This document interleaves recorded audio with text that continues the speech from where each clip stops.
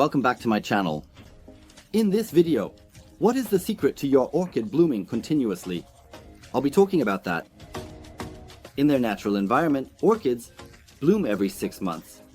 What's important are the flowers. What should we do to get the orchid to produce a flower spike again after it has wilted? Now, let's see how to make your orchids bloom in a way that will make your neighbors jealous. Let's watch together. Remove the orchid, which has wilted flowers and a dried flower spike, from its pot and start with root care as the first step. First, check the flower spike. If this flower branch had not dried completely, cut it a little above, the third node from the bottom.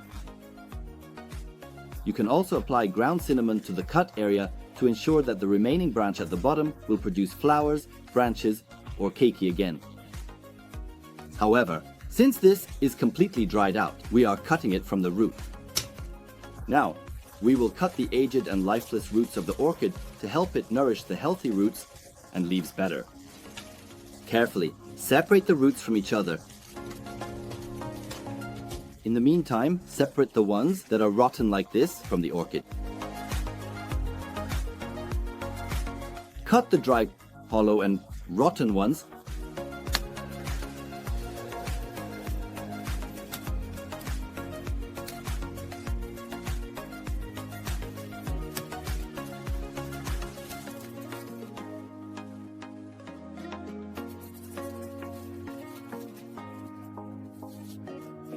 Hold on to the healthy ones like this. These roots are still able to absorb water. Cut the remaining roots.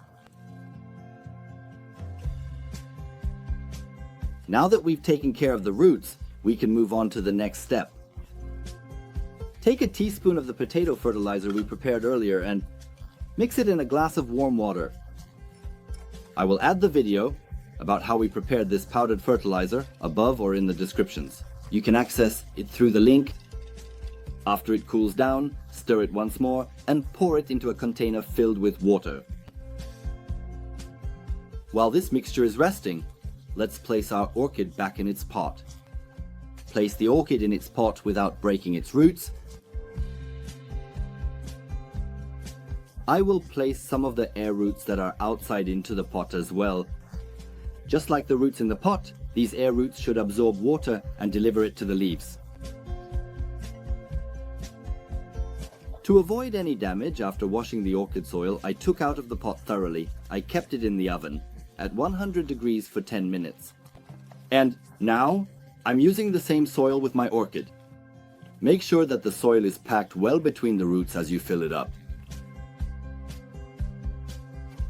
Dip the orchid into the liquid mixture we just prepared from the potato fertilizer and let it sit for 10 minutes. Take a good look at the air roots we placed inside the pot.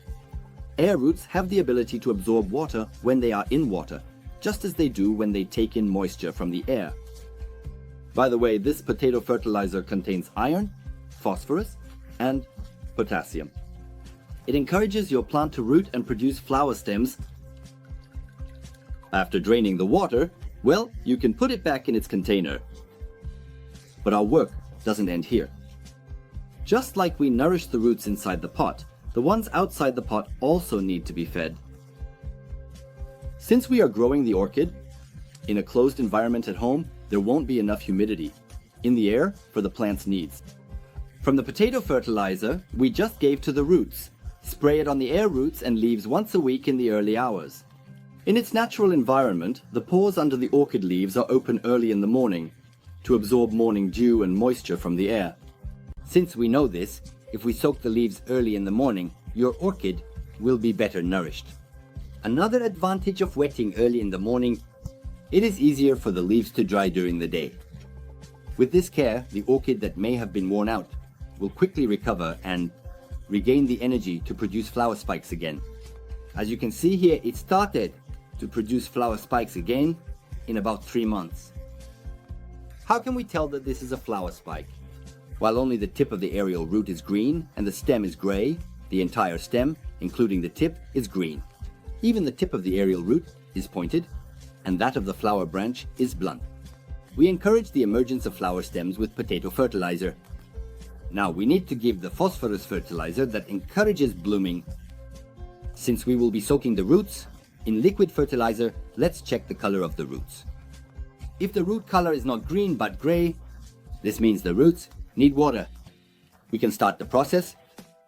If the root color is green, wait for the root color to turn gray for this process. We will obtain natural phosphorus fertilizer from cucumber peels. Peel the cucumber peels. Put it in a container and fill it with water.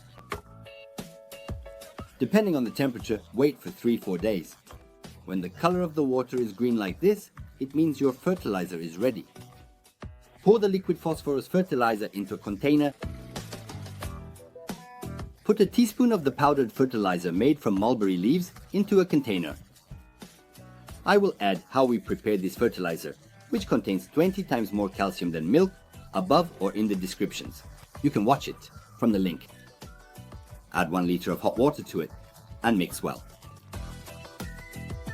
After it has cooled, mix it once more and pour the phosphorus fertilizer. Empty the container. Dip your orchid that has produced a flower spike into this water. When we look at the root color of the orchid that has been in the water for about 10 minutes, we see that it is dark green. It has absorbed enough water. It has matched the same tone as the leaf color. Strain the water and place it in the container. Just like we provided phosphorus fertilizer from the roots, now we will give iron, phosphorus, and potassium from the leaves using potato fertilizer. Put a teaspoon of powdered fertilizer into the container and add 1 liter of hot water on top. Mix it well and strain it using a cheesecloth so it doesn't clog the spray bottle's nozzle. Apply it to the leaves in the same way, every 15 days early in the morning. Some of you might say these processes take a long time. Just as an irregularly fed person can have their health deteriorate, the same applies to plants. Instead of making wrong moves and especially watering incorrectly, if you think about just doing these processes every 15 days and getting amazing orchids, I think it's worth it. If you're watering the leaves during winter, don't forget to dry them off. After all this care, the orchid will give you what it wants. You'll see the flower spike developing quickly. Remember that your plant needs phosphorus to bloom. Don't forget, and continue to support it so it doesn't lose its strength. Just water is not enough. If you love your flower and show it attention, it will reward you with its beauty. We've reached the end of the video.